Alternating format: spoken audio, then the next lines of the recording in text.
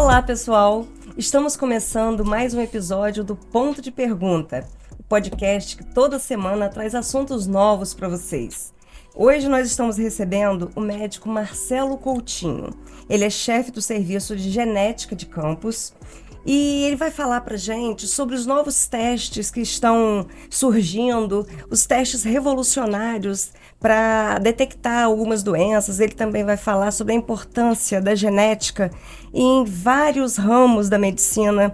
Nós vamos aprender bastante hoje também, né, Frank? É verdade, doutor Marcelo, foi um prazer tê-lo aqui, né, porque é uma sumidade no assunto, né, e percorre o mundo todo, né, levando conhecimento, adquirindo conhecimento e trazendo aqui para Campos. Vai ser muito bom. Verdade, nós temos o prazer de estar recebendo o doutor Marcelo, que é um conhecedor profundo, é uma autoridade no assunto da genética e hoje ele vai compartilhar um pouco das suas experiências conosco. Olá, doutor Marcelo. Muito obrigado. Prazer recebê-lo. Muito obrigado pela oportunidade e vim aqui falar um pouquinho da importância da genética na ciência, na medicina e na vida de todos nós, né? Então, vamos começar falando, né, para que as pessoas entendam, que algumas pessoas não conhecem, né, essa especialidade. Vamos começar falando sobre essa especialidade, que é a genética. Como é que... A genética é uma especialidade relativamente nova, né? Ela se tornou um pouco mais proeminente a partir de 2003, quando nós tivemos a conclusão do projeto Genoma Humano, que definiu um pouco mais sobre o nosso genoma, quantos genes nós temos, como eles estão localizados e distribuídos no nosso DNA. A partir dali, e com o advento de novas tecnologias, desenvolvimento de novas máquinas, equipamentos para realização de exames, a gente chegou numa era genômica, onde os testes genéticos se desenvolveram de forma extraordinária, de forma exponencial, e isso trouxe muito mais acurácia, precisão nos diagnósticos. Antigamente nós tínhamos muito diagnóstico clínico, com base nos critérios clínicos, sinais clínicos que o paciente apresentam e a gente então fazia o diagnóstico. Hoje a gente tem a ferramenta do teste genético, que acaba confirmando esse diagnóstico ou muitas vezes excluindo. Algumas vezes aquele diagnóstico clínico era equivocado e os testes genéticos trazem essa precisão, né? E esses testes genéticos detectam que tipo de doença? Olha, hoje a genética ela abraça quase todas as especialidades. A genética começou muito forte na pediatria, né? De olho naquelas síndromes genéticas, né? Através de exames iniciais, como um exame chamado cariótipo, que se tornou mais relevante a partir do século passado, 1970, né? Na verdade, ele começou em 1956, mas se tornou comercial por volta de 1970, mas eram testes de baixa acessibilidade. Então, a genética nasceu como ferramenta diagnóstico fundamentalmente na pediatria. E de lá para cá, com o avanço tecnológico, os diagnósticos da pediatria, tanto naquela criança com atraso motor, com dificuldade no aprendizado, a deficiência intelectual, hoje ela é investigada com testes genéticos, crises convulsivas, as doenças metabólicas, né? O autismo. Tem estudos hoje que mostram que 50% a 80% das crianças autistas têm uma alteração genética. Portanto, os testes genéticos se tornaram fundamentais no diagnóstico do transtorno do espectro autista. A gente sabe que o diagnóstico é clínico, ele é baseado em critérios clínicos, como o DMS-5 estabelece alguns critérios que a criança precisa de preencher aqueles critérios para você dizer ele é autista ou não. E aonde entra o teste genético nesse processo? Ele te diz qual foi a causa, a etiologia. Ora, aquela criança apresenta os critérios clínicos, quando você faz o teste genético, por exemplo, ele diz, olha, apresenta uma variante genética, uma mutação genética em um determinado gene, que é responsável por aqueles sinais clínicos. Então, o teste genético trouxe essa clareza. E junto com esse resultado, a gente consegue fornecer à família um aconselhamento genético, poder dizer se existe risco daquilo ocorrer na família, se existe um perfil herdável ou não. Por incrível que pareça, a maioria das vezes não é herdável. Tá? Também podemos falar de prognóstico, como essas crianças vão se desenvolver durante a vida e algumas vezes até uma forma mais adequada de tratar esses pacientes, né?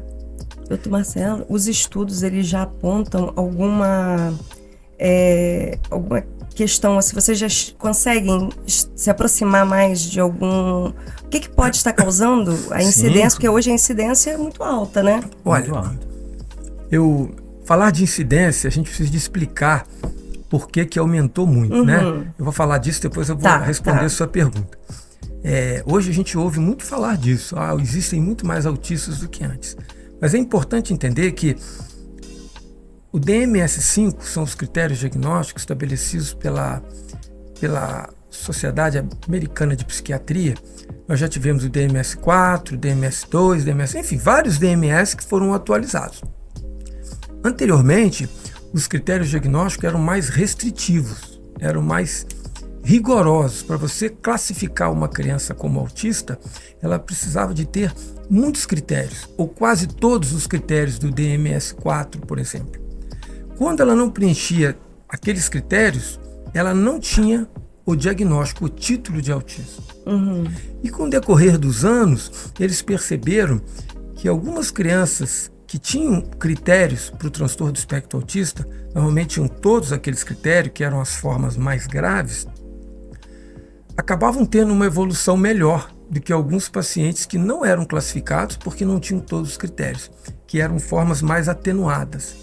Mas aquelas formas mais graves tinham uma evolução melhor, que o fato dele ter o diagnóstico, ele recebia o atendimento multidisciplinar. Não só pelas operadoras de saúde, mas também pelo governo, pelos serviços públicos. O fato dele ter o diagnóstico de autismo permite a ele ter uma série de terapias, uma série de direitos. Então, quando isso foi analisado e percebido pela ciência, eles atualizaram os critérios. E, se não me falha a memória, foi em 2013 e chegou o DMS-5, onde criou um novo critério, que é o transtorno do espectro autista. Daí o termo TEA.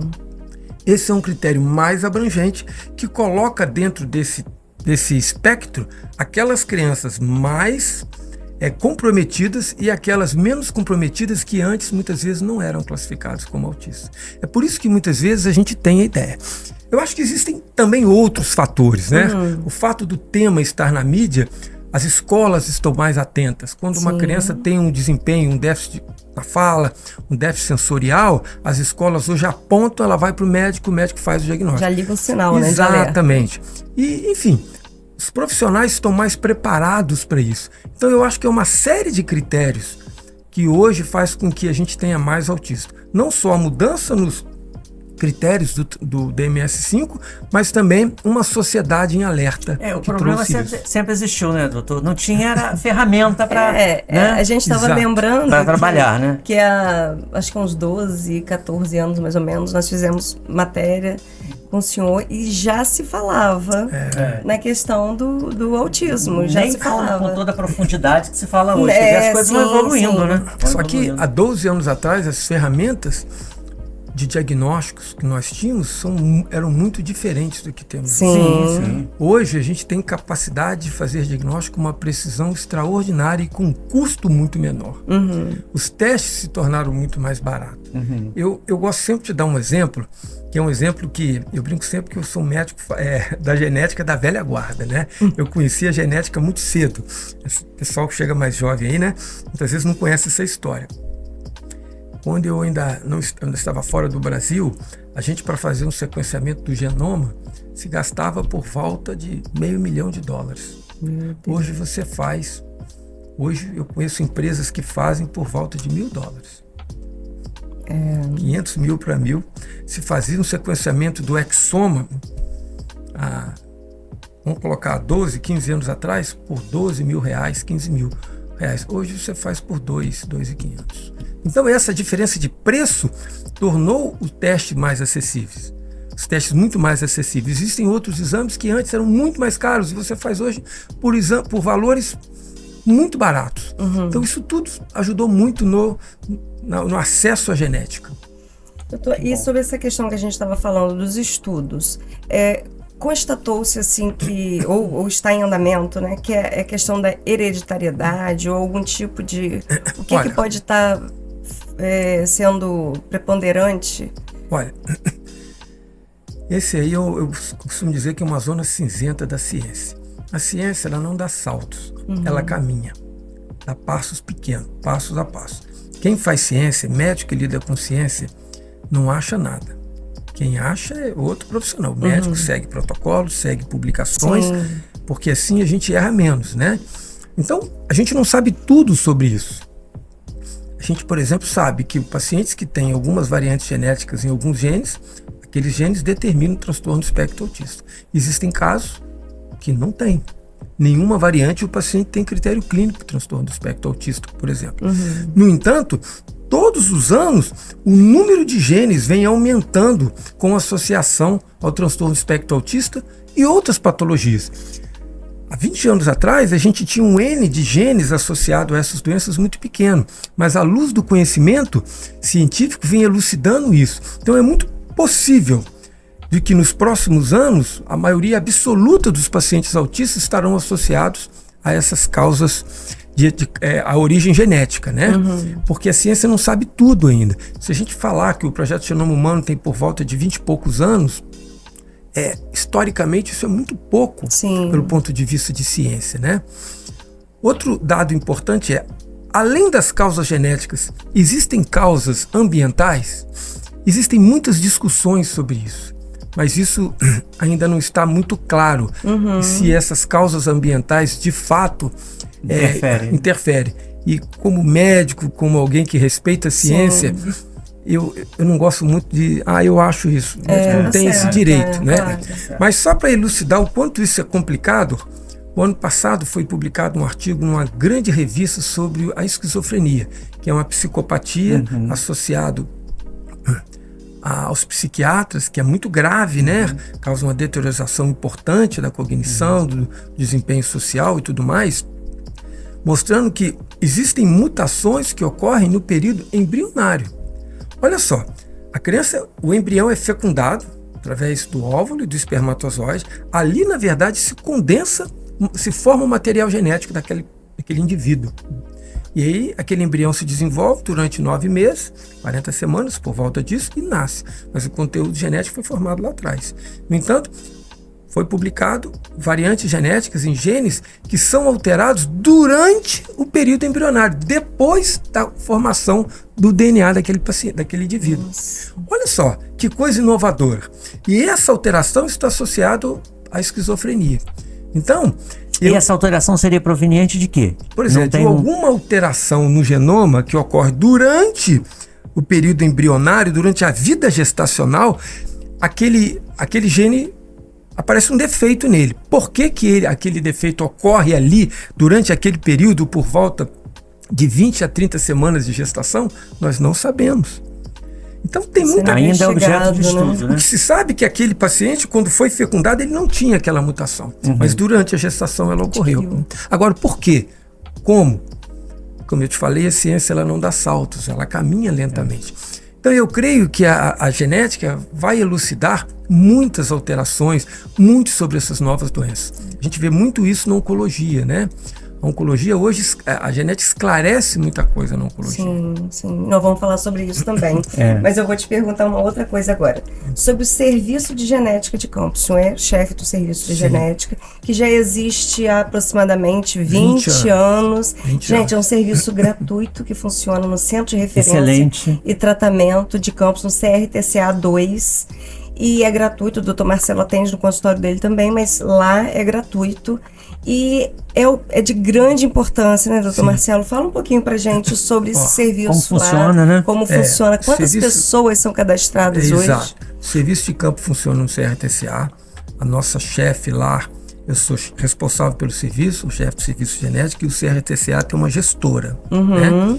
Que é a Viviane Lesson, uma pessoa muito querida que apoia muito os nossos trabalhos. Viviane é uma grande parceira do serviço de genética. O serviço de genética é um serviço que funciona há 20 anos. Nós temos por volta de 4.500 pacientes atendidos. Olha só. Pouco mais de quase 70 mil consultas lá. O serviço ele recebe pacientes encaminhados de todas as especialidades, até da geriatria. Porque existem doenças genéticas que ocorrem em pacientes acima de 60 anos de idade, como doença de Cadazil e outros quadros demenciais, como doença de Alzheimer. A gente recebe todos os pacientes, desde o recém-nato até o paciente senil. A gente sabe que a genética ela vem se dividindo, genética para pediatria, genética para oncologia, mas o serviço genético só conta com um profissional, que sou eu. Então, a gente atende todas essas indicações, desde a criança, paciente com história de câncer, da oncologia, também atendemos histórias de abortamento espontâneo de repetição, infertilidades, doenças demenciais da segunda, da meia-idade, da terceira idade, muito forte na pediatria ainda, desde aquelas crianças hipotônicas, com atraso motor, com dificuldade na fala, deficiência intelectual, crises convulsivas, enfim, deficiência auditiva.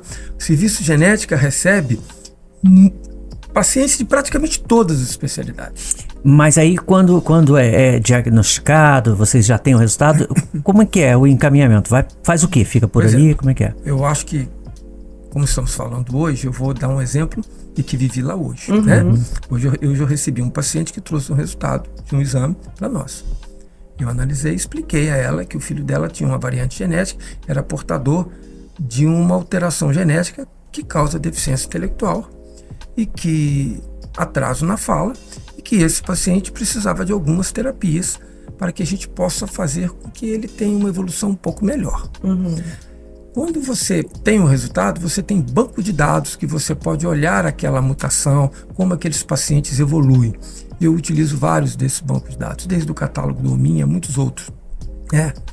E aí você vê a descrição, olha, esse paciente que eu vi hoje, ele era um paciente que cursava com deficiência intelectual leve a moderada. Portanto, algumas medicações podem ter bons resultados para que ele tenha um bom ganho na escola. Ele tem um atraso na fala, precisa da fono, precisa de terapia ocupacional e pode desenvolver algumas características clínicas do transtorno do espectro autista. Que, aliás, isso é muito comum. Antigamente, antes do advento do teste genético, a criança apresentava características clínicas do autismo, ele era chamado de autista. Hoje, quando você faz um teste genético, como essa mutação nesse gene, na verdade, o autismo é parte de uma constelação de achados clínicos.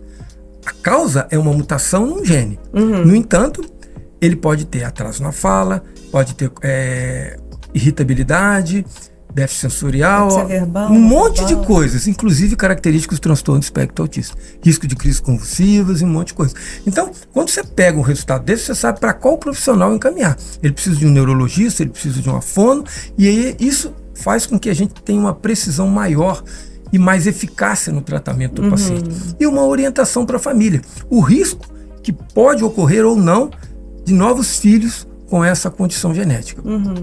São dois pontos que eu considero muito relevantes na genética.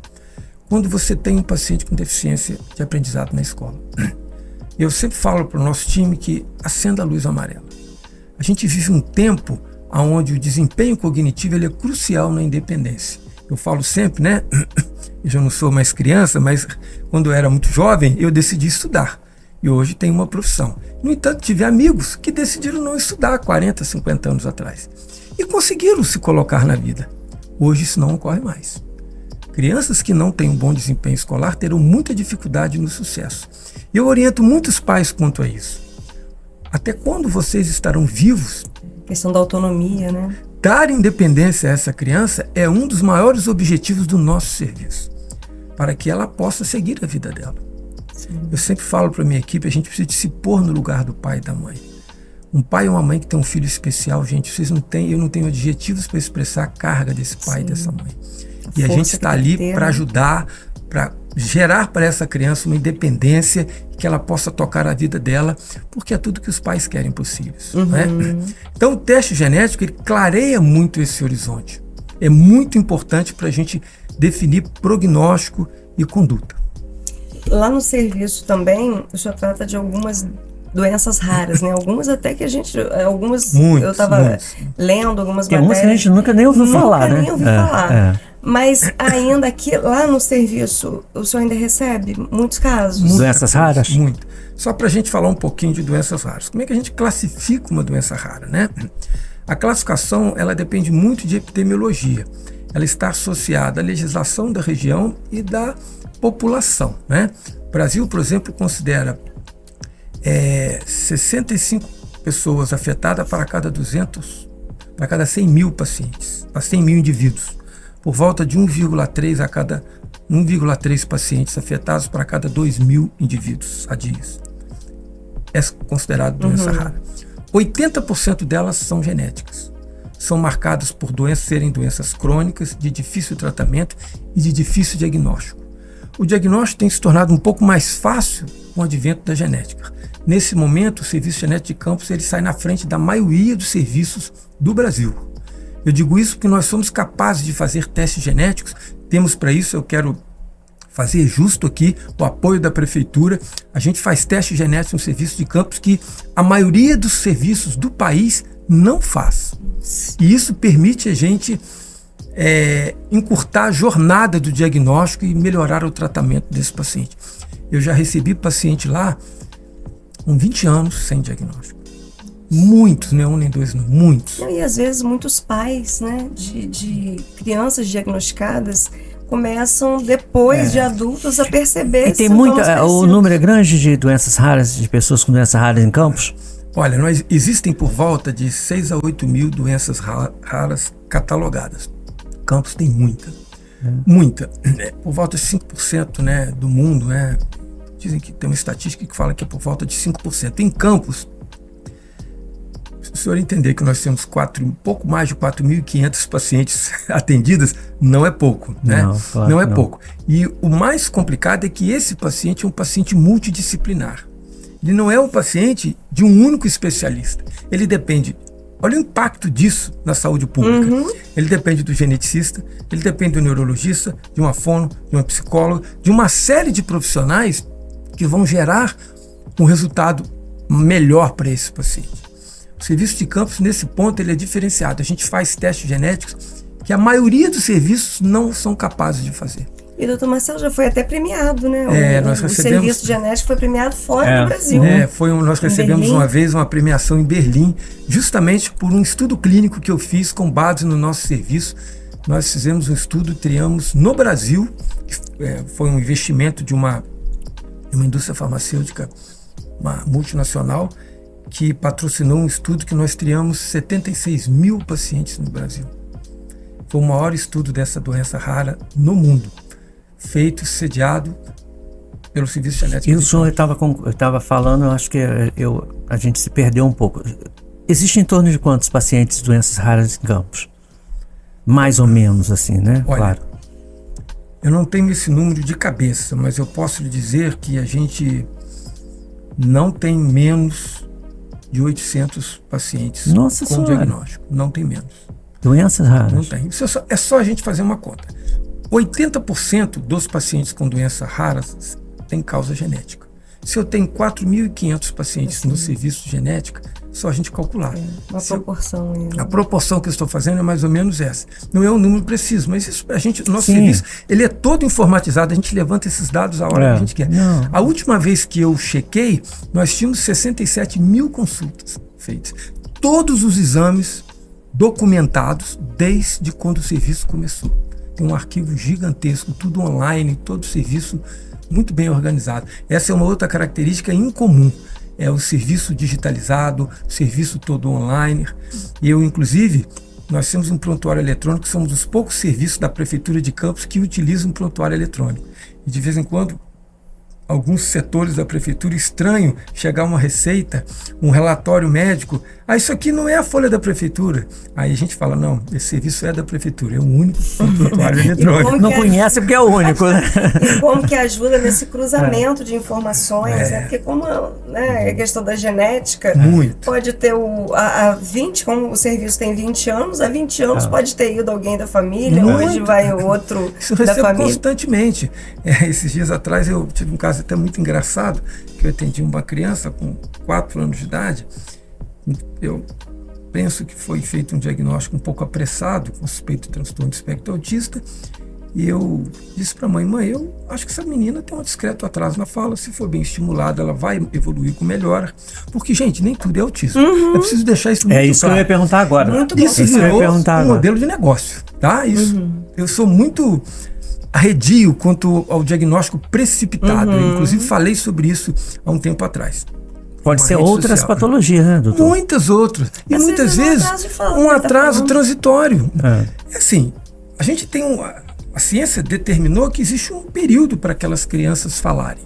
A maioria fala naquele período. Mas um grupo pode falar um pouco antes e depois. No entanto, no futuro, todos podem estar normais. Então, essa mãe foi muito engraçada. Ela entrou no consultório com o pai e a avó. E aí eu falei, olha, uma criança de quase 5 anos, 4 anos e pouquinho, 4 anos e tanto, discreto atraso na fala, põe na fono, eu acho que não precisa de teste genético, porque é dinheiro público, né, gente? Não é um teste barato. A gente faz para quem precisa. Porque senão, eu brinco sempre, eu falo isso com os pais, olha, o dinheiro não é meu, não é seu, é de todos nós, é dinheiro público isso. Falei, vamos estimular, põe na fono, 2 a 3 vezes por semana, daqui a 6 meses a senhora volta aqui, eu vou reavaliar, e a gente toma uma nova decisão com base na evolução da criança. O pai, a mãe, a criança e a avó dentro da sala. Aí a avó em pé falou assim, doutor, então ele é igual o pai, né? Falei, o pai teve atraso na fala? O senhor disse isso para mim há 20 anos atrás sobre ele. O pai teve a mesma história. Então você vê que é um comportamento familiar ali dentro, né? Então isso é muito importante. Aí ela me deu o nome do pai, eu busquei lá nos dados, era exatamente igual. Eu falei, gente, a história é muito parecida. Isso traz pra gente muita clareza, né?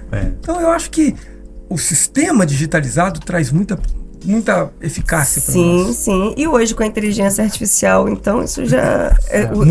os diagnósticos têm ajudado na questão da genética também, nos diagnósticos precoces? É assim, olha, muita gente arredia a inteligência artificial. Eu gosto sempre de usar um provérbio, que eu vou estar plagiando aqui, que é o tolo que ama o passado, que não vê que o novo sempre vem, né? A gente tem que se adaptar ao novo. Eu acho que a inteligência artificial está se tornando fundamental na prática médica, que a gente precisa saber de como usá-la, para que ela também não nos permita cometer alguns erros. Eu acho que é preciso o caminho do meio e entender a melhor forma de utilizá-la. Nosso prontuário eletrônico, nós já estamos preparando uma versão com inteligência artificial. Para quando eu preencher, por exemplo, um prontuário de um paciente que eu colher a história, o paciente quando entra lá, você colhe a história. Queixa principal, por que ele esteve ali, história da gestação, história do parto, história do nascimento, do desenvolvimento, até chegar na criança, no dia que ela está ali. Faço o exame físico, faço o exame morfológico, pergunto à mãe. Quando eu concluo, a gente está prestes a colocar uma ferramenta de inteligência artificial que vai buscar em todos os nossos pacientes histórias semelhantes que já têm diagnóstico fechado. Por que isso? Muitas vezes quando você tem um paciente com atraso, o paciente tem atraso na fala, atraso motor, deficiência intelectual, ao invés de você fazer um teste em um único gene, lembrando que o nosso genoma tem por volta de 22 mil genes, você faz um exame de rastreio, que rastreia todo o seu genoma. Esse exame tem um custo mais caro, o custo dele é elevado.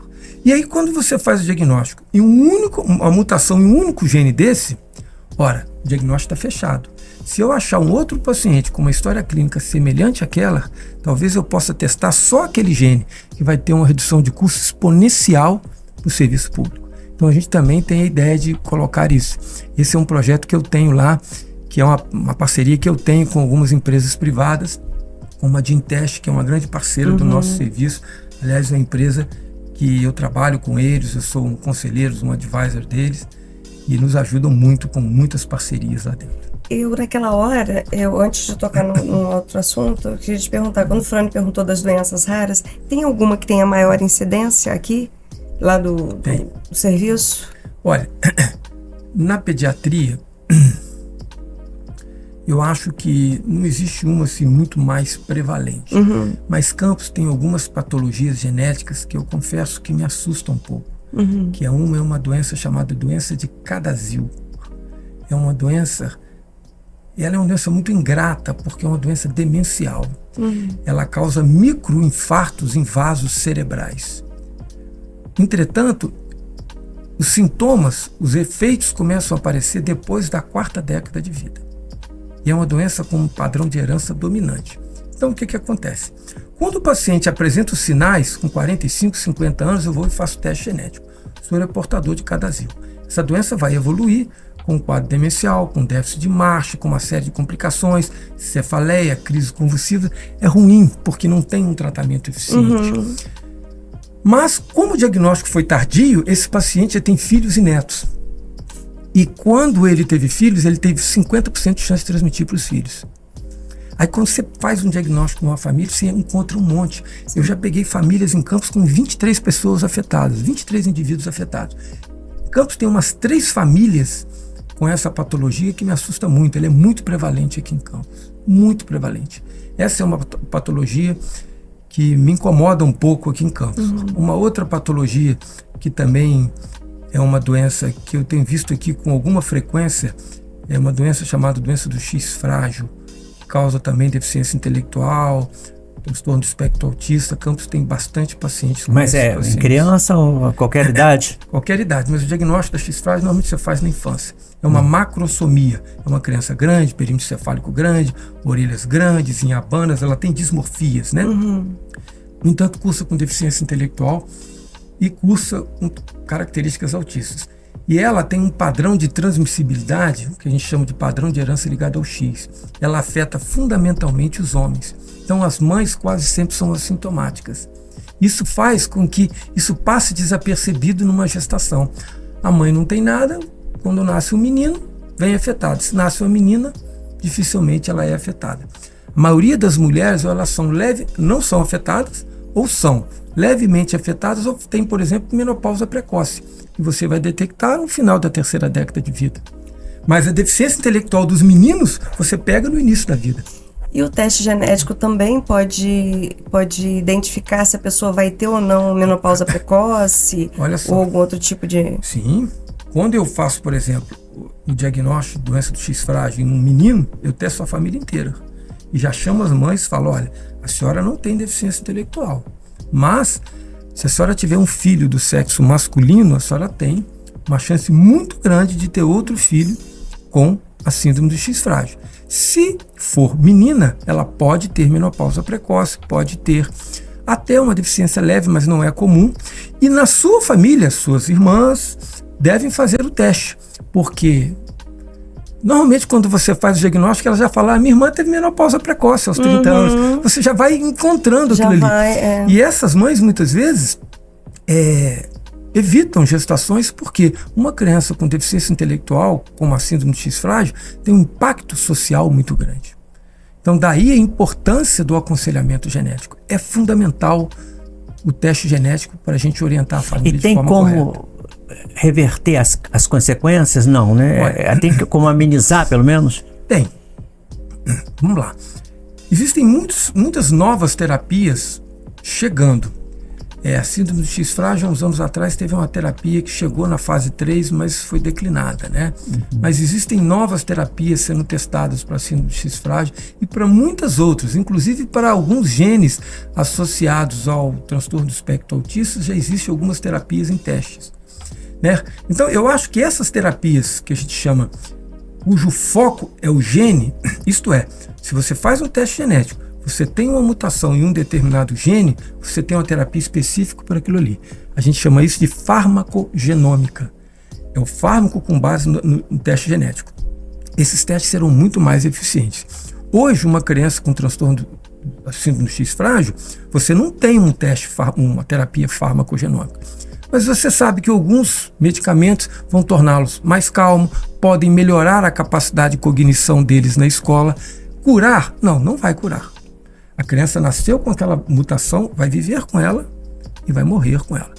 O que eventualmente poderá curar é a terapia gênica, que é uma terapia que está chegando, a gente já tem algumas terapias no mercado, que na verdade é um vetor viral. A ciência prepara um vetor viral, um vírus modificado, que vai lá no DNA do paciente e conserta o gene. Gente, essa é uma forma muito simplista de explicar. Isso é muito mais complexo, tá? Só para o público entender. Até para o analfabeto entender. A terapia gênica é extremamente complexa. Mas a função da terapia gênica é curar, né? Ou é uma terapia que a gente fala uma única dose. Quando a gente fala de terapias genéticas, ela tem uma história muito interessante. As primeiras terapias é mais ou menos essa. Olha, meu filho tem crise convulsiva, você faz um medicamento para controle da crise, mesmo sabendo que tem uma mutação. Essas foram as primeiras formas, né? Assim que começamos a tratar as crianças com alterações genéticas. Aí agora a gente sabe assim, olha, Se ele tem uma mutação no gene tal, o tipo de mutação X, existe uma droga específica para isso. Então agora, você não cura o paciente, mas você tem uma droga mais eficiente Pra ele viver melhor. que vai tratar com base naquela mutação. Na verdade, a gente fala que é uma droga que trata a via genética, né? O gene com defeito, ele tem uma via metabólica e essa terapia trata na via metabólica. E agora tem a outra, que é a terapia gênica, que não trata a via metabólica, quer reparar o gene. Essa será uma terapia do futuro. Eu creio que a gente está caminhando por aí. Nós já temos isso para a distrofia muscular de Duchenne, que é uma doença neuromuscular gravíssima. Temos já para a miotrofia espinhal. Enfim, temos também uma para fibrose cística. Eu acho que tá avançando vai. bem. É interessante dos testes genéticos é que alguns sintomas, o senhor citou aí, eles se confundiriam com outros problemas. Sem dúvida. Que às vezes, antes de você fazer o teste, você vai tratando como se fosse outra coisa. Por isso que é importante, né? Tem dúvida, parece que mas não tem certeza, é importante fazer o teste. Igual o caso que ele está citando do autismo, né? Tudo é autismo. Sim, né? sim. O paciente de hoje já tinha o diagnóstico de autismo. Ele, de fato, tem critérios clínicos de autismo, mas a causa é outra coisa. É outra. Vamos falar da sua parceria com o Gentest. Eu vi o senhor falando sobre um teste revolucionário Câncer coloretal. Que existe hoje para diagnosticar o câncer coloretal e que hoje, antes de conhecer esse, eu só sabia da colonoscopia. Que realmente muitas pessoas têm um certo preconceito e às vezes ficam adiando. É um desafio para a medicina, né? Ficam adiando, e para a pessoa também que tem que fazer. Ficam adiando, e eu achei assim, revolucionário. Fala um pouquinho pra gente sobre primeiro isso. Eu vou explicar um pouquinho o que é a Gentest. A Gentest, para mim, é uma ideia revolucionária. Ela não é um teste genético, ela é um marketplace de testes genéticos. É como, lá dentro tem dezenas de laboratórios diferentes. É como se você fosse comprar uma passagem aérea no Decolar, se você tem uma prescrição de um teste genético que um médico fez, você entra lá e você vê o preço do mesmo teste em todos os laboratórios e de forma democrática permite você ter um preço mais competitivo, uma logística muito simples. E a Gentest, ela tem essa característica de ser democrática e de sempre buscar inovações, porque dentro dela tem um monte de laboratórios estrangeiros que ela trouxe para o mercado brasileiro. Então, junto com isso, vieram as novas tecnologias. Uma delas é esse teste, é o ColoSafe. ColoSafe é um teste de rastreio para o câncer coloretal. Eu vou falar um pouquinho da realidade para vocês entenderem a importância disso. O câncer coloretal, o ano passado, nós tivemos por volta de quase 45 mil novos casos no Brasil. Pouco mais de 80% dos casos são diagnosticados na fase 3 ou 4, isto é, na fase avançada, onde a sobrevida é muito baixa, é bem menor. Se você faz o diagnóstico na fase inicial, 1 e 2, você tem por volta de 90% de chance de cura. O problema é que mais de 80% você faz o diagnóstico na fase avançada. Por que isso ocorre? Porque, primeiro, que o Brasil não tem uma política de rastreio eficiente do câncer coloretal. Um outro fator é que algumas pessoas não querem fazer a colonoscopia ou não se sentem bem. Uma coisa importante da gente ressaltar é a colonoscopia é o padrão ouro, o melhor teste, é o padrão ouro pelos guidelines para o rastreio do câncer coloretal. Entretanto, tem um perfil de pacientes, por exemplo, que não podem fazer. São aqueles pacientes acima de 75, 80 anos, já não pode mais fazer a colonoscopia, que tem um risco maior, mesmo porque a colonoscopia é um exame invasivo. Né? Tem aqueles pacientes que já tiveram algumas cirurgias abdominais que também não podem fazer. E uma outra parte, que é uma grande maioria, não digo maioria, mas uma grande parte, que não querem fazer. Principalmente porque o preparo do teste é ruim ou por preconceito na realização do exame.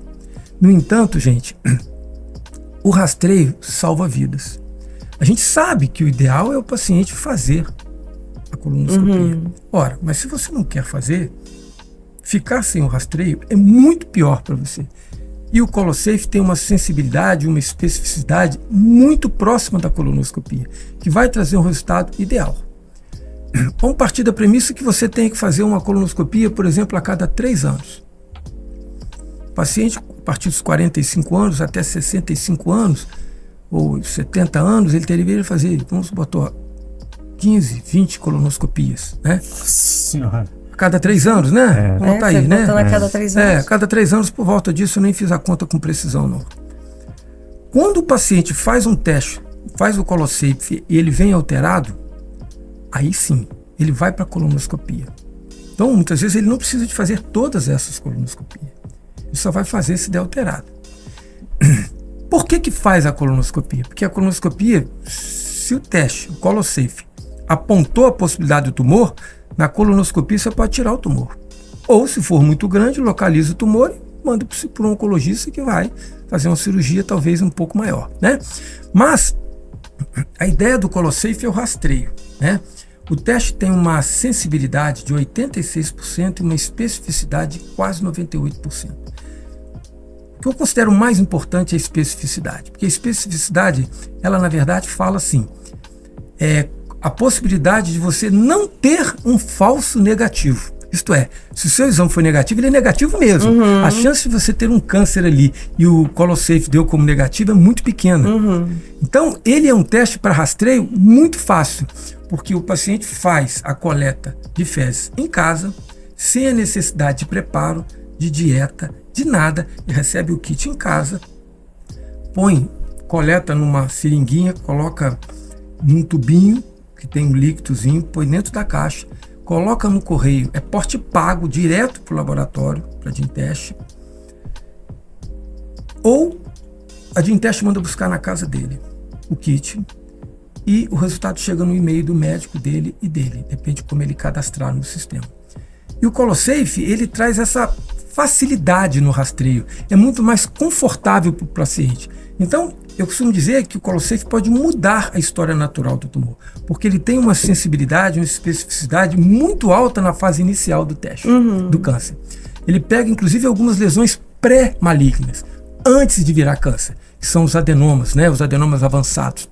Ora, se você pode fazer um teste em casa, não invasivo, um teste sem necessidade de preparo, em casa, você faz com mais frequência e acaba melhorando a eficácia do rastreio e com certeza com os anos eu creio muito que ele vai mudar. E é caro, doutor? Bom, ele vai mudar, só para concluir um pouquinho, eu vou falar do preço dele. Ele vai mudar um pouco a história natural do diagnóstico do câncer no Brasil. Eu acho que ele é fundamental. Ele custa hoje, eu não tenho muita certeza, tá? Por volta de R$2.000. Esses laboratórios, eles inclusive dividem o valor.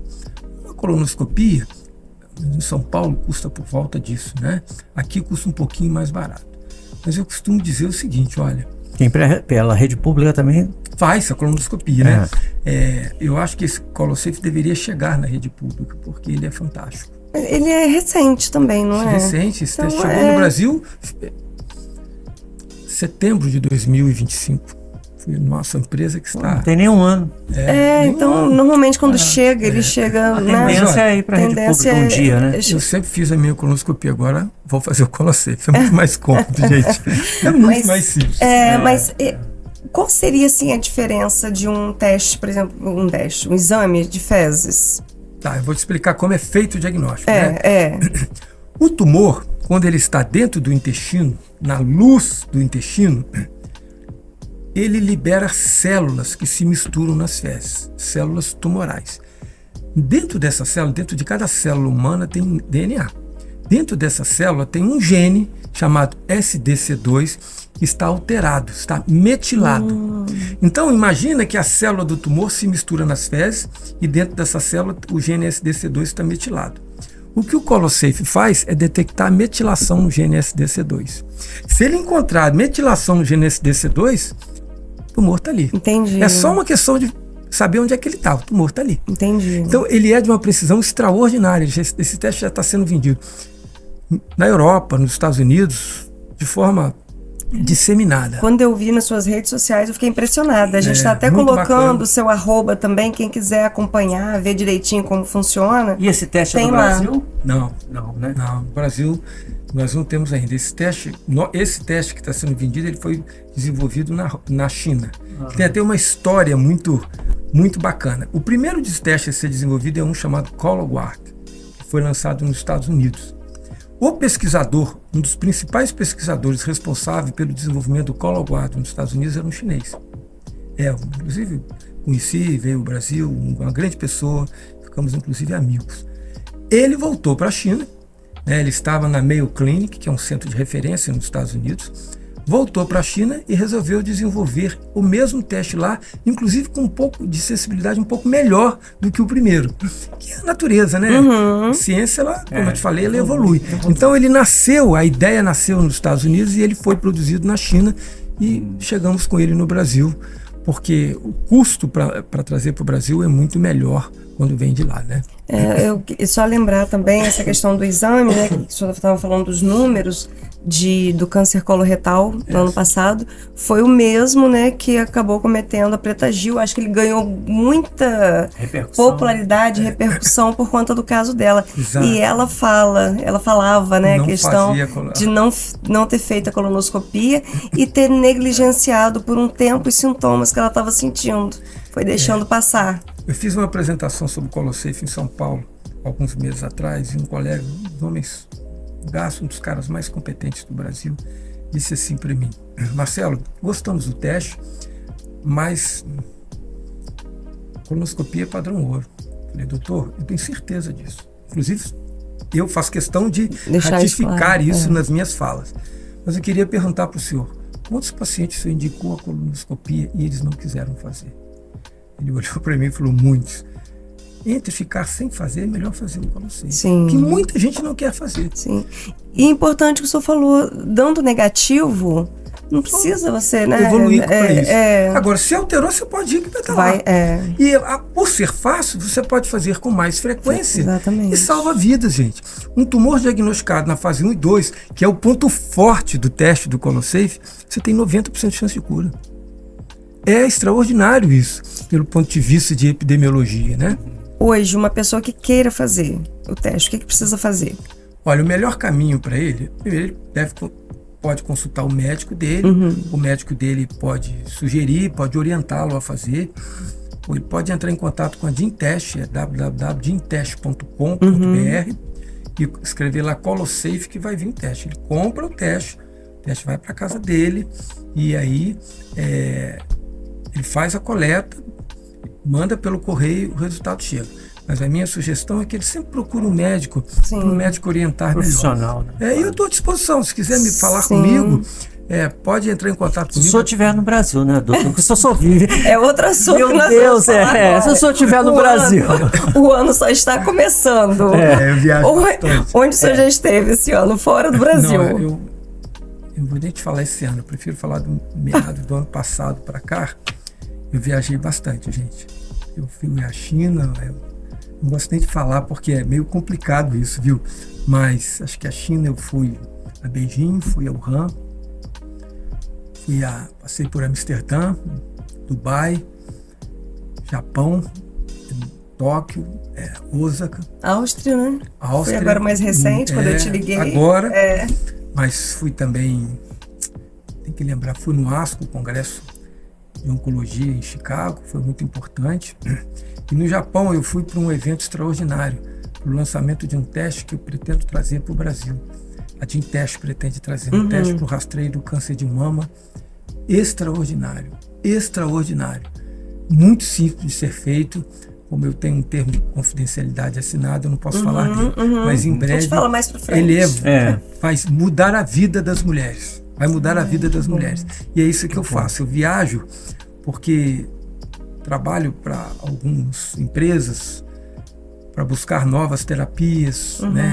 Fazer avaliação de mercado, viabilidade de mercado para novos produtos, se é viável no mercado A ou no mercado B. Agora mesmo nós estamos trabalhando para um teste para o rastreio do câncer de ovário também, de forma muito simples, através de gotas de sangue, enfim. Essa é uma missão que tenho. Eu trabalho muito para o mercado farmacêutico nesse sentido. E aí é por isso que eu brinco sempre que eu sou meio cigano. Junto ao mercado farmacêutico, a genética estão te levando longe, né? Lugares longe daqui. Eu ia estar te perguntando também em relação a como que foi a escolha pela genética. Quando você fez medicina, como é que foi a escolha? Assim, porque não era, né? comum, assim, Essa é uma história muito engraçada, sabe? Eu entrei no curso médico, né, um pouco mais velho do que a maioria. Meu pai faleceu cedo, a gente precisou de trabalho. Enfim, tem toda uma história por trás disso. E aí, eu estava na faculdade e entrou um professor naquela época falando inglês dentro de sala. Uma outra pessoa. Aí eu perguntei a uma menina que estava comigo, falou assim, quem é fulano de tal? Aí ela falou assim, ele dá aula fora. Aí, tá bom. E aí eu fiz prova para monitoria com ele. Entrei, me tornei monitor dele. E aí ele me levou para o Serviço de Genética de Campos. Da UFRJ, no IPPMG, foi lá que eu comecei a minha jornada. Mas foi muito interessante que ele falou assim para mim, você gosta de genética? Eu falei, eu amo. Eu não sabia nem o que era aquilo. Era assim. Mas se encantou quando... viu que precisava de buscar. E me apaixonei logo no início. Falei, isso aqui é parte da minha vida. Eu vou viver isso aqui o resto da vida. E realmente eu falo sempre, eu viajo por onde eu estou. Eu sempre estudo. É difícil o dia que eu não leio alguma coisa, que eu não estudo. Eu estudo quase todos os dias da minha vida. E quanto mais eu estudo, mais medo eu tenho de dizer que sei alguma coisa. E quantos geneticistas tem em Campos, doutor? Só eu. Tem um colega, doutor Isaías, que vem aqui uma vez por mês, um grande amigo, um grande colega, super competente. Gosto demais do Isaías. Mas não é daqui. Não é daqui, ele só vem aqui uma vez por mês, tá? Mas é super competente, super bacana. Temos também um colega que é o Dr. Gustavo também, que faz também oncogenética associada à oncologia, um cara super qualificado, super treinado, gosto muito do Gustavo, uma pessoa maravilhosa, super competente, gosto mais de todos eles. Mas que faz genética no serviço, que mora aqui em Campos mesmo, sou eu. Doutor Marcelo, o que está em estudo hoje? Você está com algum estudo em andamento? Estamos. Bom, eu acho que eu nunca trouxe diretamente para Campos um estudo clínico. No entanto, agora nós estamos com um produto que nasceu na Alemanha e é um produto para hangover, né? Que em português é ressaca, né? Que atua contra a ressaca e reduz a concentração do álcool no sangue. Olha, gente. O paciente que bebe e toma o produto, ele absorve o álcool, a molécula do álcool, no trato gastrointestinal e excreta nas fezes, impedindo que ele seja metabolizado. Então vai diminuir a toxicidade, vai diminuir as complicações do álcool e naturalmente melhoria na ressaca, né? Esse estudo clínico já está em fase de aprovação pelo Comitê de Ética, CONEP, e em breve a gente vai começar a rodá-lo aqui em Campos. Vai ser um estudo muito importante, talvez um estudo de grande impacto, porque eu penso que vai ser um dos primeiros produtos com segurança e eficácia para esse tipo Mas de aí claim. Esse estudo seria transformado lá na frente em quê? Um remédio, um produto exame? Já existe. O produto foi desenvolvido na Alemanha. Mas para você lançá-lo no mercado, você tem que provar eficácia e segurança. Então, depois desse estudo, ele vai ser registrado nas agências regulatórias da Anvisa, aqui no Brasil na Anvisa, FDA nos Estados Unidos, EMA na Europa, enfim. E aí vai ser lançado pela indústria farmacêutica, né? O que nós estamos agora é fazendo um estudo clínico aqui em Campos, que será feito em parceria com um instituto de grande credibilidade, de grande respeito, que é o Instituto Galzu, controlado pela doutora Paula, uma pessoa boníssima, de uma competência ímpar. Aliás, um grande abraço para a Paula, grande gratidão e admiração pelo trabalho dela. Eu estava lembrando aqui, quando a gente estava falando do serviço de genética, você lembra qual foi o primeiro caso que surgiu assim no serviço de genética? Ou o primeiro que tenha te chamado, te marcado mais? Sim. Tem um caso de um paciente que é meu paciente até hoje. É uma doença chamada mucopolissacaroidose, doença rara. Nós fizemos o diagnóstico mais precoce do Brasil na época. Entrou o pai e a mãe, gosto demais deles, no meu consultório com uma criança com uma escoliose. 9 meses de vida. Eu falei para a mãe e para o pai, isso aqui é uma mucopolissacaroidose, é uma MPS. Ela falou, se ela um dia ver esse vídeo, ela sabe que eu estou falando dela. Um grande abraço, um pai e uma mãe super dedicados, uma gente extraordinária. eu falo sempre que Deus não dá aquilo que os pais não podem suportar, né? E eles são maravilhosos. E eu falei para ela, olha, isso aqui é uma mucopolissacaridose. Eu vou pedir o teste. E aí, quando eu mandei para o laboratório me ligou e dizendo o seguinte, como é que você está falando de mucopolissacaridose nessa faixa etária ainda? Normalmente as crianças se tornam mais visíveis com a idade um pouco mais avançada, porque é uma doença que tem displasias esqueléticas, morfologia, uma face infiltrada, uma série de dismorfias que você olha, você suspeita. Mas com 9 meses você tem muito pouca alteração que você disse. Eu falei para o laboratório, é uma MPS, porque ela tinha uma alteração na coluna que a gente chama de cifose giba, muito característica. Aquele tipo era muito característico da MPS. E o teste confirmou. E aí o laboratório me ligou e falou, esse é o teste mais precoce do Brasil. Aí eu brinquei com eles, foi feito na roça, hein, aqui em Campos. E essa doença evolui? Evolui, esse paciente está em terapia de reposição enzimática até hoje. Até hoje trata aqui em Campos. Hoje eu acho que ele está fazendo a terapia de reposição enzimática, não tenho certeza, mas eu acho que é não mimético. Mas o que? Cria deformidades, né? Deformidade esquelética, baixa estatura, comprometimentos, enfim, é uma doença importante. No entanto, o diagnóstico foi feito de forma muito precoce. Esse paciente me marcou muito. Logo no início também, chegando assim. Doutor Marcelo, estamos chegando já. Que pena, né? Final da entrevista. Vamos ter que fazer uma segunda etapa. Não foi nem uma entrevista, não. Foi um bate-papo, né? Vai que a ser um gente prazer. falou sobre vários assuntos, né? A gente queria ouvir na verdade, a gente queria também orientar que todas as prefeituras tivessem um setor de genética, porque a gente viu hoje a importância que é, né? O teste genético na vida de um paciente que às vezes tem um desconforto de ter um problema, não tem um diagnóstico fechado. Então, a gente queria suas considerações finais. Olha, o ideal é que cada prefeitura tivesse uma pessoa treinada, um serviço para tratar. Infelizmente, Campos hoje recebe paciente de praticamente todos os municípios ao redor.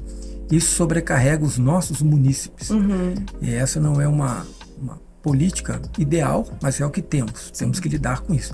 Eu sempre falo, depois que senta na minha mesa, não me interessa qual município ele é. Ele é um paciente. É uma vida que está ali. Eu sempre tenho a preocupação de tratar o meu paciente como eu gostaria que tratasse minha filha ou minha mulher. Não existe isso. Mas essa é uma responsabilidade que os municípios precisariam ter. O que eu gostaria de falar para todo pai, toda mãe é uma criança com um diagnóstico